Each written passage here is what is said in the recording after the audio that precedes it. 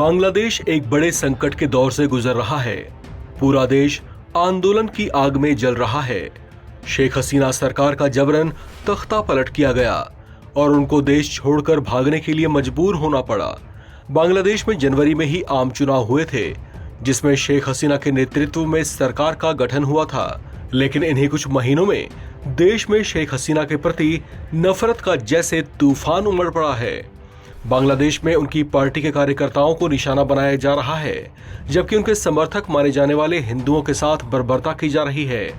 हिंदुओं को पीटा जा रहा है, उनके मकान और दुकान फूके गए हैं। लगभग 25 से 30 जिले ऐसे हैं जहां से हिंदुओं को घर बार छोड़कर भागने के लिए मजबूर किया गया। ऐसे में वे जान बचाकर भारत बांग्लादेश बॉर्डर की ओर भागे। इस बात ने भारत की भी चिंताएं बढ़ा दी हैं। भारत बांग्लादेश के बीच 4096 किलोमीटर लंबा बॉर्डर है, जो भारत के कई राज्यों से होकर गुजरता है।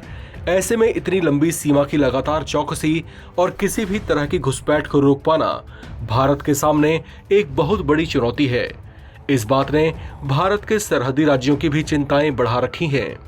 इसी तरह की चिंताओं को लेकर पूर्वोत्तर राज्य मेघालय के मुख्यमंत्री संगमा कोनराड ने राष्ट्रीय राजधानी दिल्ली में केंद्रीय गृह मंत्री अमित शाह से मुलाकात की और बांग्लादेश में चल रही स्थिति और पूर्वोत्तर पर इसके प्रभावों की समीक्षा की। इस समीक्षा बैठक में सीएम संगमा के अलावा मेघालय के डिप्टी सीएम प्रोस्टोन तिनसोंग भी मौजूद रहे। केंद्र ने स्थिति पर पूरी नजर होने और हालात के नियंत्रण में होने का आश्वासन दिया। आपको बता दें कि बांग्लादेश में हिंदुओं समेत अन्य अल्पसंख्यकों पर हो रहे हमलों और लगातार बिगड़ते जा रहे हालात के बीच केंद्र सरकार भी एक्शन में दिखाई दी है। भारत ने बांग्लादेश के साथ बातचीत की पहल की है और हालात पर बारीकी से नजर रखी जा रही है। वहीं बांग्लादेश में हो रहे तमाम घटनाक्रमों को लेकर दुनिया भर में उसकी किरकिरी हो रही है।